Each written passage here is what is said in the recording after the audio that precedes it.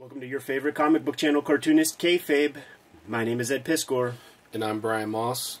We have looked at plenty of Sam Kieth on the channel so far, and we got hold of Batman Secrets Gallery Edition, as DC put it, straight from Brian Moss's archives. We are big Sam Kieth devotees. We looked at the Max Artist Edition. We looked at the Max Issue 1. We looked at his Supreme Wolverine comic, Blood Hungry, I believe, from Marvel Comics Presents. Yes, that's everyone's introduction. Big time Sam Kieth marks. We looked at the fill-in issue of the Hulk that he did pretty early on. We looked at early Sandman. Big fans. Off the bat, I'm gonna fill in for Jimmy right here, man, and say big misuse of the end papers, man. This is your canvas. This is your biggest canvas. Do something with it. I promise that we're going to see probably 50 drawings in here that would have been great contenders for this page. Something I'd like to bring up as we get started. So it's interesting to see Sam Kieth like hopping over to DC in his later career, you know, from doing those covers and everything, and Sandman once again. And it's kind of wild to see him in his later years even be more raw as an artist. And so it's almost like a tour de force, or like almost just exciting to see how he expresses himself in his later years. So I think everyone's in for a treat. Yeah, we got an issue called Batman Secrets, Batman Confidential, Batman Lobo, Deadly Serious. I can't wait to see what his Lobo looks like. Batman 38. So let's jump right in. He does an intro for this, which is pretty fascinating. You know, pretty quiet guy. Right, exactly. One piece, first piece, not scanned from the original. Exactly. But, oh my goodness, look at that foreshortening. Right. Yeah, so this is where you're getting, like, all those juicy shapes. And then just, like think about this, Ed. Like, I can see you doing, like, details and, like, ramblings and stuff like that. And, like, playing with details. But it's still exciting, like I said, because it would be easy just to, like, black it all out, not do anything. So it's kind of cool to see him using intention still. Yeah, sure, and that's, you know, city lights. It looks like it's that jagged, like, drag the blade across to create the textures. But I think there might be some just white media being used. If you look really close, you can see the texture of that black electrical tape. Yep. You and I and Jimmy, we looked at at some was it Zero Girl pages? Yep, or Zero Girl, the first run. Yep. Yeah, and where he doesn't necessarily paint these pages black. He'll use like black electrical tape. Right.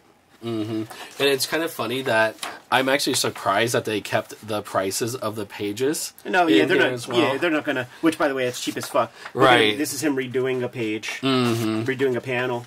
Yeah, even there, it's like, because a lot of times you might think that he's fudging it, but that shows like he's really thoughtful, actually. You know. Yeah, absolutely.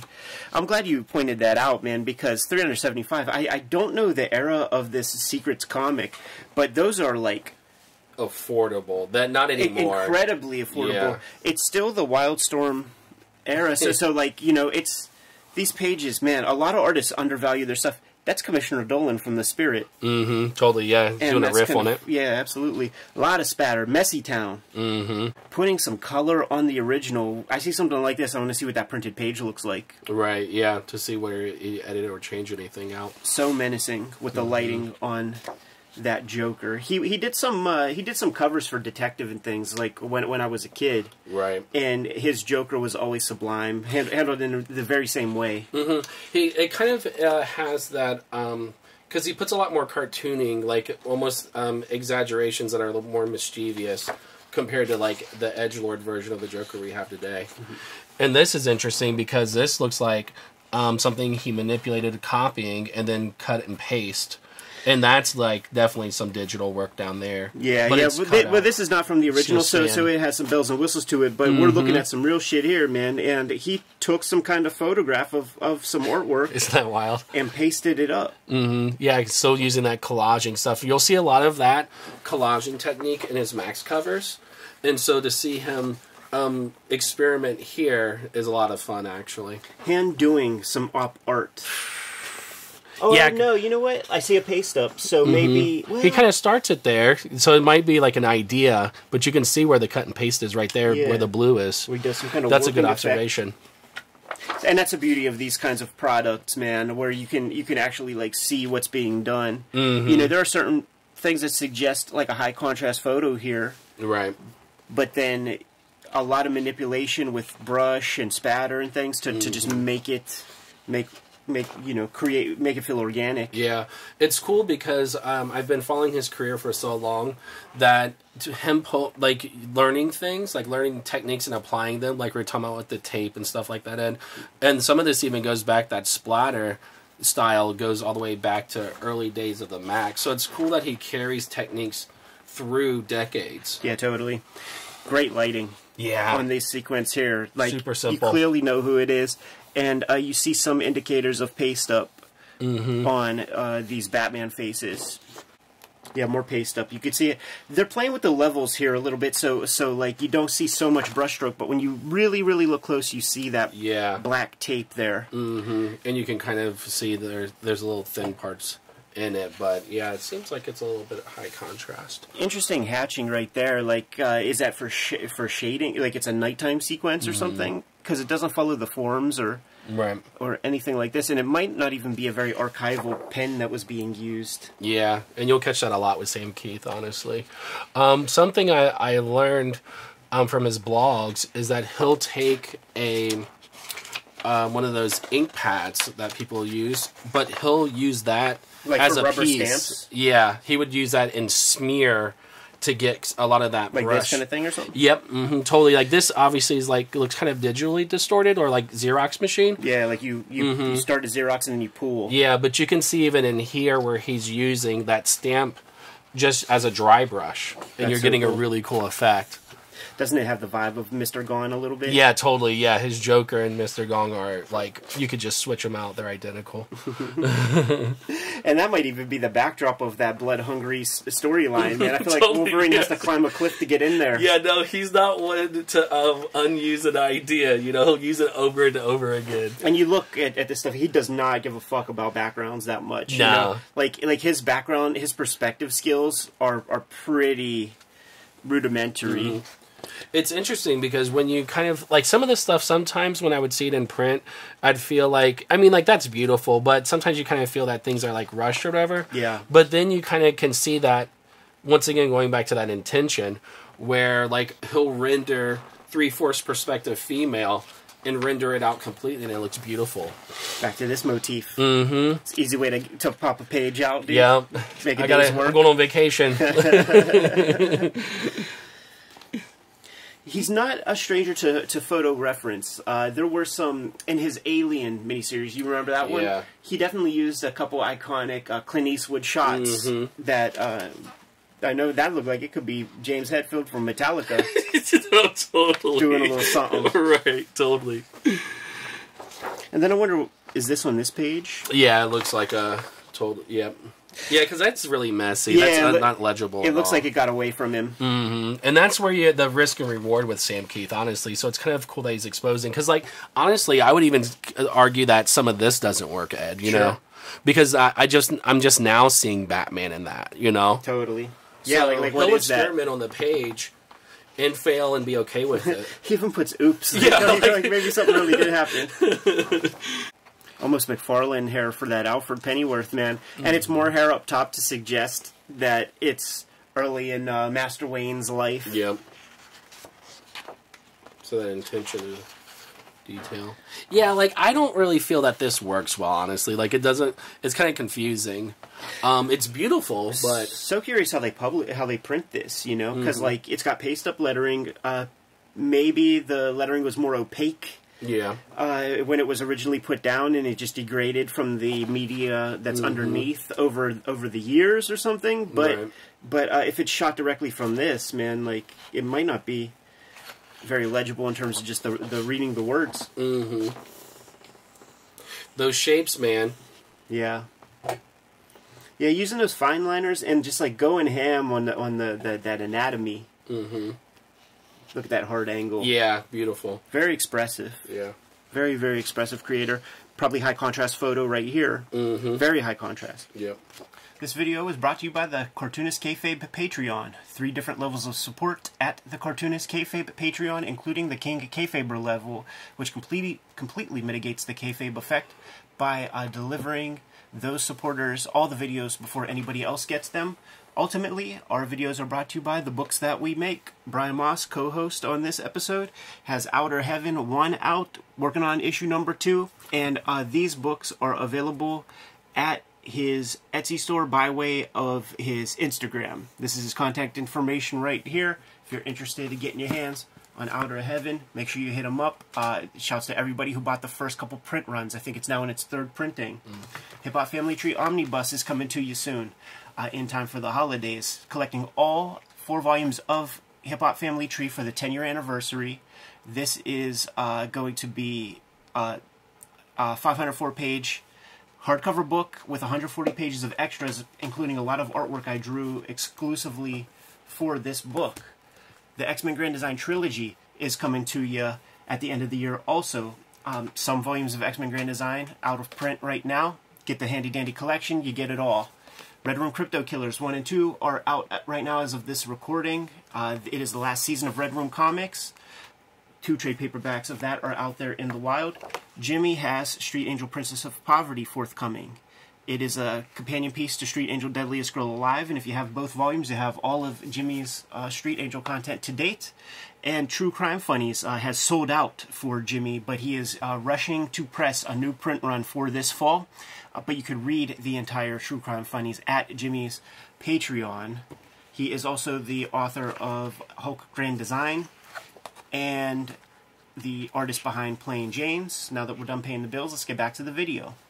Looks like he's getting comfortable. Yeah. He's getting into the groove. It looks like there might be some of that dry brush stuff there on top, on top of the spatter stuff. Yeah, it's almost as if he treats the page as like a painting, and he has to activate a space before he like feels comfortable going into it. So it has like a very you get that really visceral, and then you can just like cut in between that with like white out. Yeah, you know.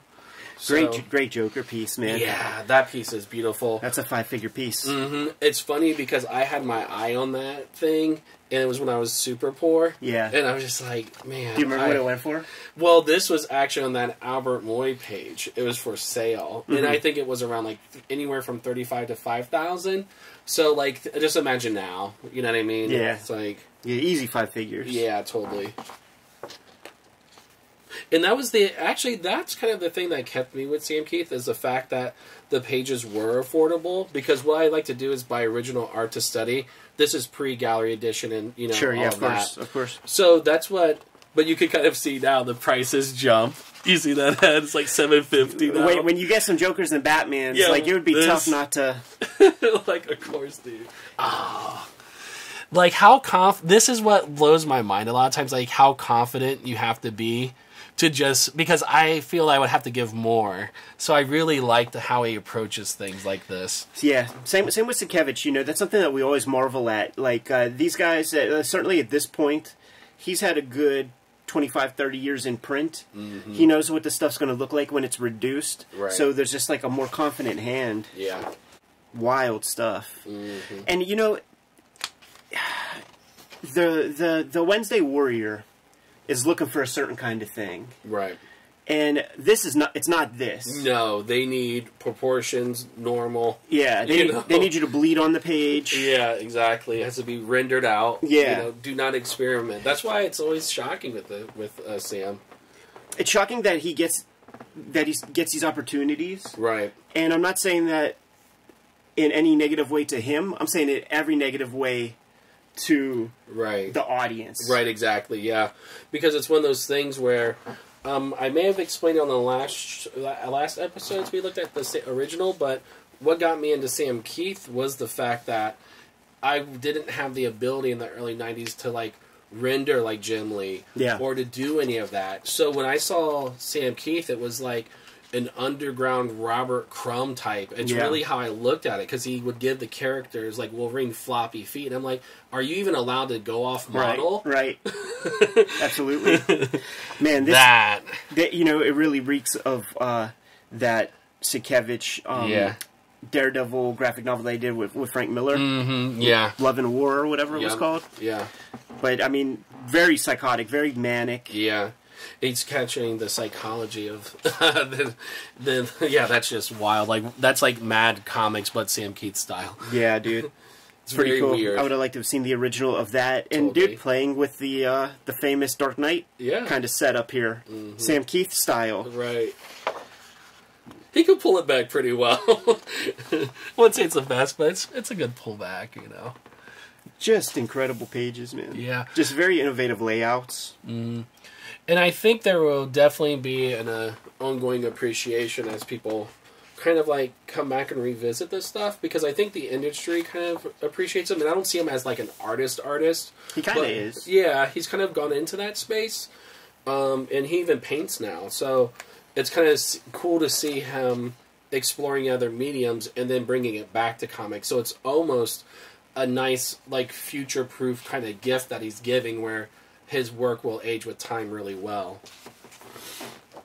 Yeah, this is an artist that I feel can transcend, you know, time. Like the sort of rut of comic original art. Yeah, totally.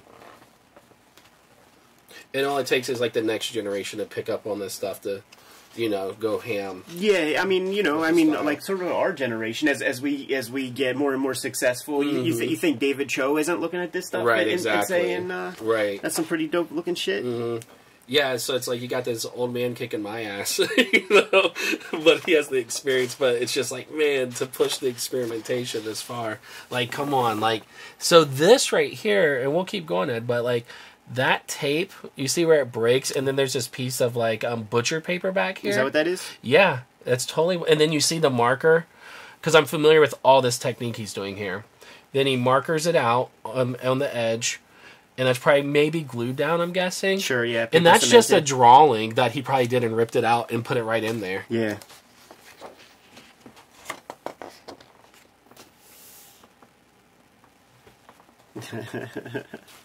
Good little comic moment. Now, this is what happens off camera if you listen to Grant Morrison when he talks about Batman killing Joke. Then he gets his neck gimmick snapped. What is this thing? Camera? Recorder, yeah. He doesn't really update his technology. Right. But I guess visually it works in a comic, right? When you see it in a 3D setting, like, I understand it so much more. Yeah, totally. But it definitely has a place to put the VHS tape. Right. It's of antiquity. Yeah. Look at that tongue, dude. Yeah, beautiful. And it's such a creative approach, just approaching it, like, sometimes expressing realism than cartooning. And he blends the two so well, you know, in the sense of, like, that super Bigfoot style, you know? Yeah. A big part of it has to do with the lighting approach. Like having accurate lighting, understanding the shapes of all the forms, and then knowing how to light accordingly. Yeah, that's really pulled back versus that, you know? And they both work in tandem. So it has a great harmony to it. Oh, dude. Stat above. So just put that same Arkham Asylum right there. Oh, good eye, Ed. I didn't even catch that. You could tell that these pages were manipulated in the scan because of how blue the non-repro blue is. It's dark, you know, like this kind of blue will reproduce. So that's an unfortunate thing with the people that scanned these pages, because they were fucking around a little too much. Like, I love to see the brushstrokes. We were talking about that yesterday on the road. Like, I like to see the brushstrokes. I like to see the technique, every little piece of it. Yeah. And it may be incidental to, you know, the guy scanning it in, but maybe it's instructive to see what kind of brush he used to, like, ink in the dark places and things. Exactly, yeah. It's not for you to say. I love this whole, like, Central City Commissioner Dolan spirit kind of thing with, like, even these grates, you know? Yeah, totally. Very, very, very Will Eisner-ish. And there's that period of, like, Contracted with God where Eisner was getting real hairy with his hatching and things. Totally. All right, now we're going to jump into Batman Confidential. Is it going to be all color? Maybe lots of it. What's he use? Is there watercolor? I see colored pencil. Yeah, I think he just grabs whatever's close to him at this point. Because it's like he's mastered the technique, yep. Yeah, and to, like, be that crude to just embellish it with colored pencil is a level of confidence, because a lot of people will try to hide those kind of marks. You know what I mean? Something that saturated, that might be Doc Martin dyes. Totally Doc Martin. I can spot it a mile away. Because even he's capturing those blues, Ed. Those are really rich, too, That's so true. that would fit in the same. And then just like a black Prismacolor pencil. You maybe even see, this is one of those things, dude, where like these textures don't match up with this, so like this could be a paste up, but we're not getting the opportunity to really see that. Right. And just for the texture, you know, paste it up for that. Once again, I wonder, how does this page reproduce? How, like how do you get that fit for print to have some color on the actual? Because the model was black line art reproduction. That was what it was called specifically. What you were searching for when you were doing pen and ink stuff, you know, before, when it was still plates and things. We're not in that era, but, and that's fine. Right. But when you have paste ups and things, like, do these sort of like shaded parts, do those show up in the final printed book? Right. Yeah, this one, it's interesting to see the jump between the two books, because now this is completely derailed of any structure, it feels like. You know what I mean? Everything feels... He's pushing it. Yeah, it's really rushed. Proportions. Yeah, very distorted. Kind of like he got comfortable with Batman, and he's kind of like now just experimenting with it completely. Kind of noteworthy that there's even pasted up lettering. Like, why not just do that completely digitally? Right, yeah.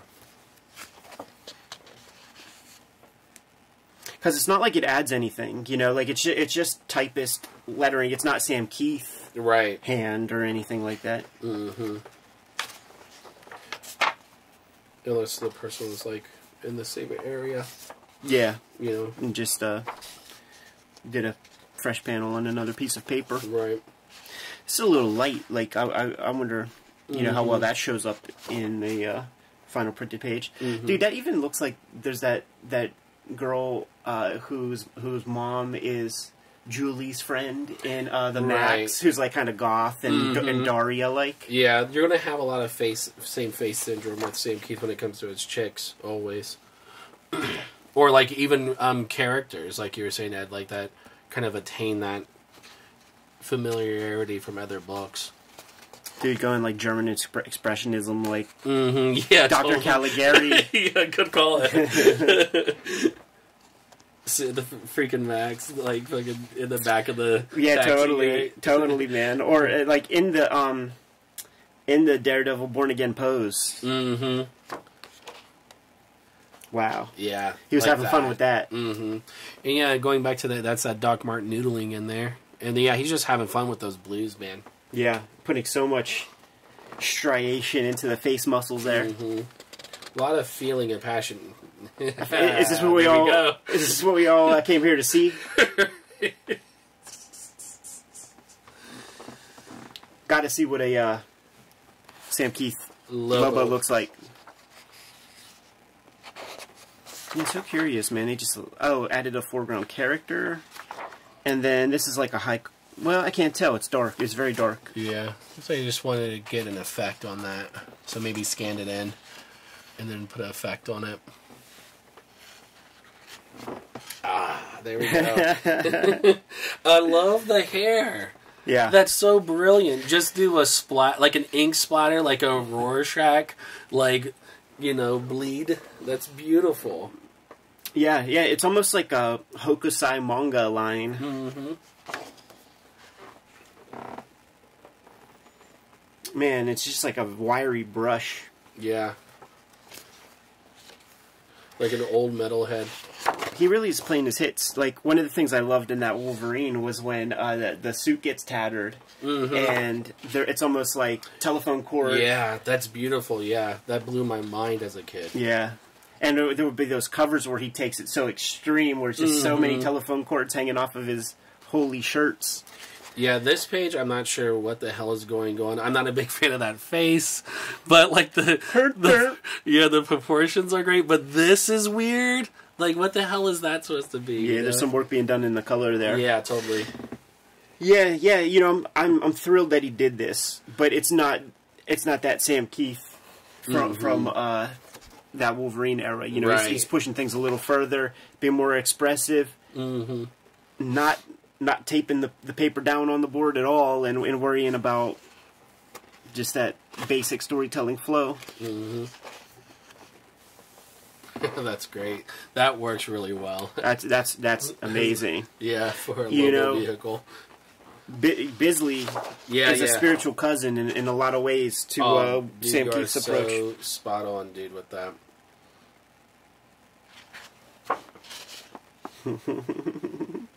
You remember there was the Bisley cover with the controversy of like the dick and the elbow? Do you remember that shit, man? It was Lobo's back. Issue 2 or something, yeah, and he's looking back. Yeah, and it's not. It totally is. It's functional anatomy stuff. But I feel like we gotta keep a close watch on these elbows just to see if right. Sam Keith takes it there. That's beautiful. That's dope. Yeah. Look at that Lobo face. Yeah. That's actually a really difficult shot to do, like that level of foreshortening, because it has that Jack Kirby, Eric Larson, like image era. Yeah, totally. Totally. And he just gets real messy with those hatches. And this is so confident right here. That shape alone, like doing something like that, it's pretty ballsy, you know, because that's a female. So to get that, it's like strength in there is really cool to see. He's able to keep her young too, in spite of all the line work that he's putting on that face. Yeah, totally. That's like, noteworthy. That's badass. Dude, there is elements of what was that guy's name? James Tennille, the guy who drew the Through the Looking Glass spot illustrations in the actual Lewis Carroll novels. Yeah. Like Good there's call, there's Ed. that kind of spirit in that specific image right there. Totally. Dude. Brutal. Brutality. We jumped into Red Room territory, Ed. But we also jumped into the Outback. Right. Like that's a Is on steroids. That's the American Gladiators of Is. Totally. Interesting choices, man. Like he was putting in her eyeballs in the pencil stage, the irises and the pupils and stuff. But just let them.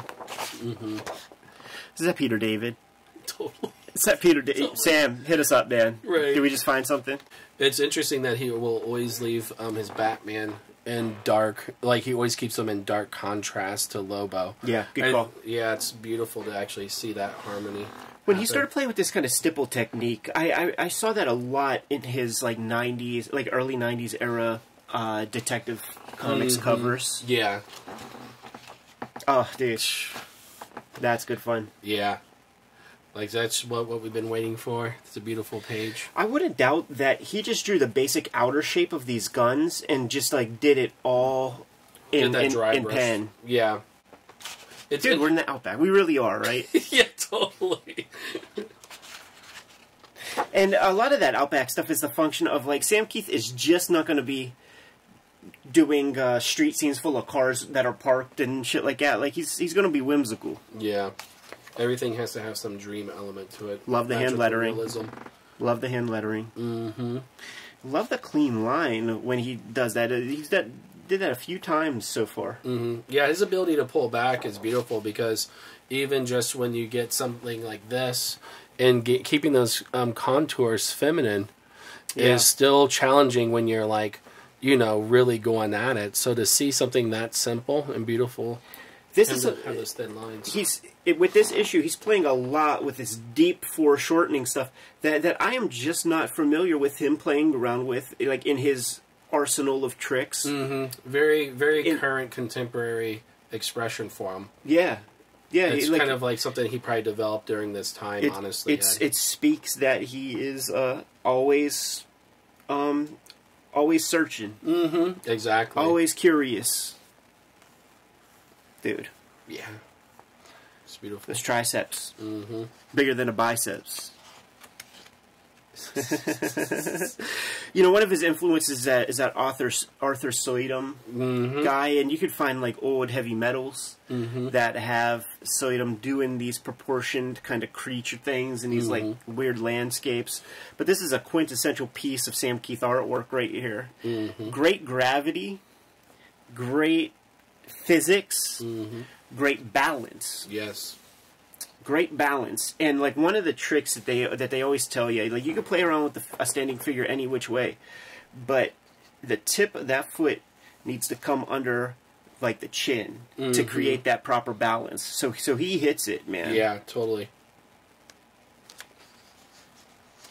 And it has kind of like a bondage, like Cat O' Nine Tails hand. It's a little kinky. Yeah.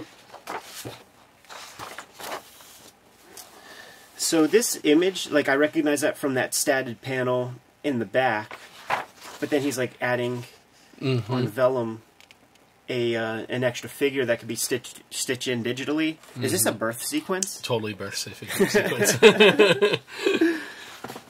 I almost didn't want to change the channel, like turn the page, man. Yeah, like that idea of pulling back, you know, it's just like his rhythm on the pages is just undeniable. Like you're literally getting 3 different styles, right? And it's the ability to like create that harmony is beautiful. It's almost humorous too, where you have just like all this mess, all this dirt and stuff, and then like clean line. Right, totally. That drapery, baby. Yeah. Playing with some dry brush. Dry brush kind of spatter daubs just for drapery. I've never seen that before. No. Man, you know the brushes that he uses for this are those like middle school art school brushes, like art period class where like the kids didn't clean out the brush for right. like, yeah, you got super stiff brush bristles. You got some acrylic stiff bristles on there. Yeah. But he saves them, you know, he makes them work. We have a place here called the Creative Reuse Center, and they'll sell those brushes for that's awesome. 25 cents, and I know people have put great use to those. Yeah, personality. King Diamond. Jumping to Batman 38.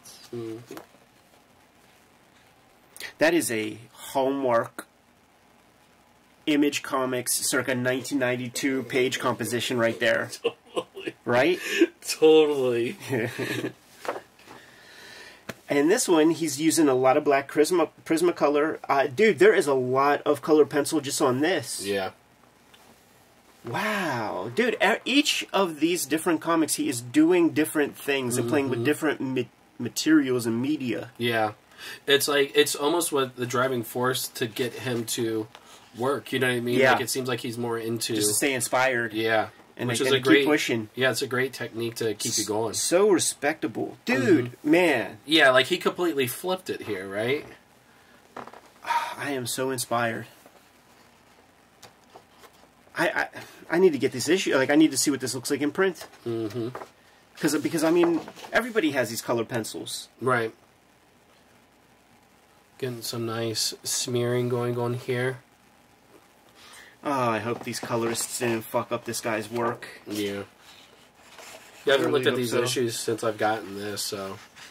Oh, here we go, Ed. See, this is the one that I remember. Yeah. I don't know what issue that is, but I remember picking that up as a kid and just being real freaked out. Yeah.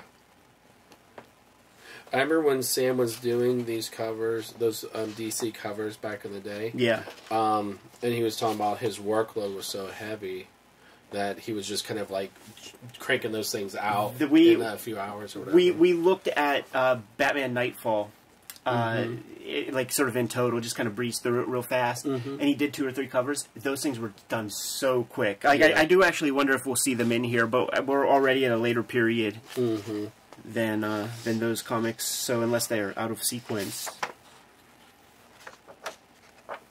Oh, look, so it's a different approach. Like, it was going to go one way. But he was like, you know what, man? I'll make far more money. Yeah. If I put a big Lobo on it. These are the covers. For The Secret? Yeah, for Scratch.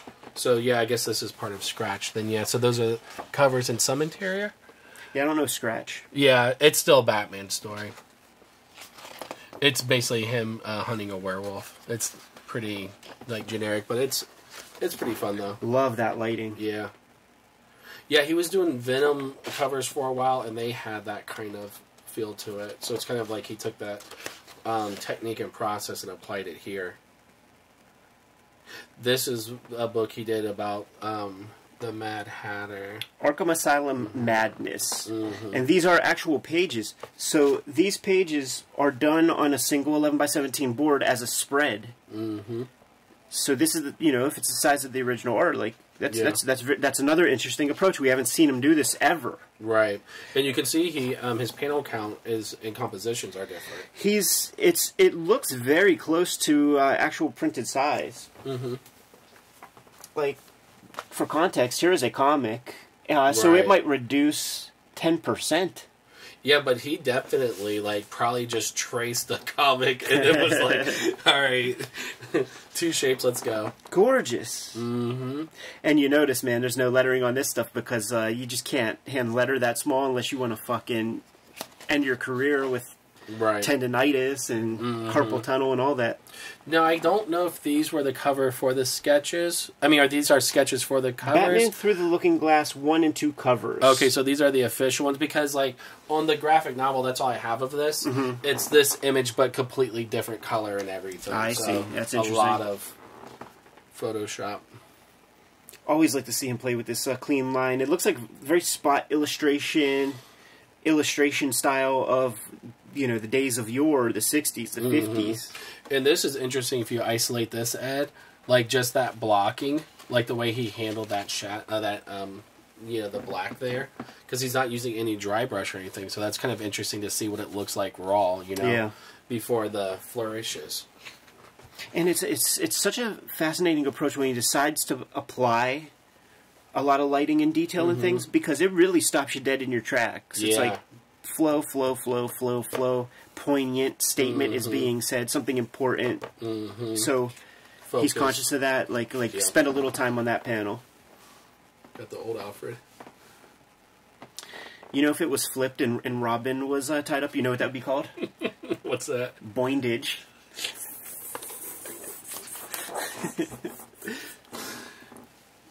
His dynamic angle. Yeah, this is your Alice. It's funny that you mentioned the Alice in Wonderland thing. Yeah. Because that's completely Ed from the freaking book. Yeah, it is, yeah. Yeah, the sort of shapes of it.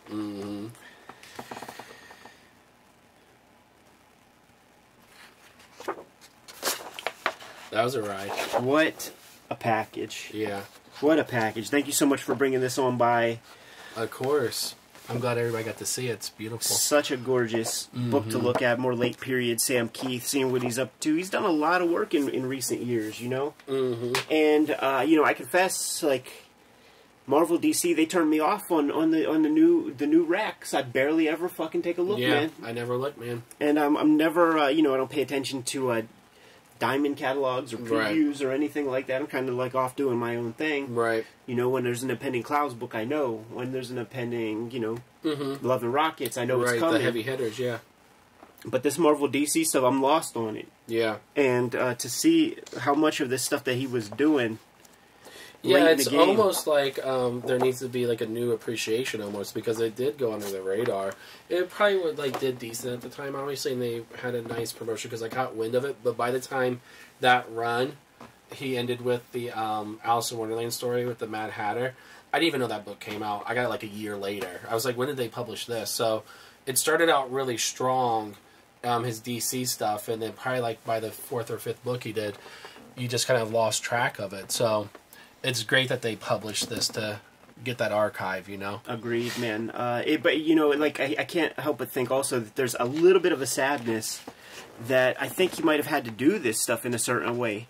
Because once you create your own piece, man, why would you ever abandon that wing of your comics making of 100% creativity, if not to make a couple extra dollars, you know? So I would love to see him express 100% of his own vision. Yep, totally. Sooner than later, but clearly, when it comes to the drawing dynamic of these comics he works on, the editors are very conscious that they are buying Sam Kieth. Right, yeah. I remember him talking about it. It was an article I read or on his blog, And when he first got back to DC and started working on the Batman story, he was like, I'm just going to draw the story, but when you get the artwork and you don't like any, if there's something you don't like, I'll redraw the page. So it was interesting to see that he's open to that concept. But I can't recall everything in the article when I read it, but I don't think it was an issue, obviously, because you're not going to, like, who's going to tell Sam Kieth what to do? You know what I mean? Totally, man. Super cool. Let's get out of here. Kayfabers, like, follow, subscribe to the YouTube channel. Hit the bell so that we can notify you when new videos are available. King Kayfabers on our Patreon get first dibs on the books that we are talking about. This book here, produced quite a while ago, man. They might be expensive on the aftermarket. Exactly. I don't know that if it's still in print. King Kayfabers are getting first dibs, and once we look at that chat room, maybe some of them already bought the thing. Well said. They have access to these streams. They have access to the videos ahead of time. Ultimately, the vids are brought to you by the books that we make. Brian Moss, co-host with the most, man. Tell people what we're looking at right here. So this is Outer Heaven #1. Currently working on 2 and a few other comics. You can check it out and get it on my Etsy store, or just hit me up on Instagram, Strange Things Moss. Boom. All this stuff right there, man. Yep. Scoop up the comics. Hip Hop Family Tree. Omnibus is coming to you sooner than later at this point, just a couple of months away. It is collecting the 4 volumes of Hip Hop Family Tree, 140 pages of new material inside of a really, really slick hardcover. Not the only holiday effort coming to you at the end of this year. The X-Men Grand Design trade paperback is coming to you. It's complete. It's going to have all of my X-Men Grand Design work in there. Some of those volumes are out of print as we speak. Red Room Crypto Killers is my latest round of Red Room comics. There are 2 trade paperbacks of that out there. Issue 3 is impending, or by the time this video is out, issue 3 is on the stands. Just didn't get my comp copies yet. Jimmy has True Crime Funnies. That is sold out in the first print run. You guys have scooped those up really, really quickly. He is racing to get a second printing of that done, but you could read it on his Patreon. Links in the description below there. And Street Angel Princess of Poverty is coming to you sooner than later. At this point, it is going to collect all of the work that is not in Street Angel Deadliest Girl Alive, which recently got a fresh print run. You scoop up both Street Angel books. You got all of Jimmy's Street Angel content to date. We have newsletters. We have a merchandise store at the link in the description below. Brian, Jim is not here, so it's going to be up to you, man. Give these guys their marching orders so we can be on our way. Read more comics.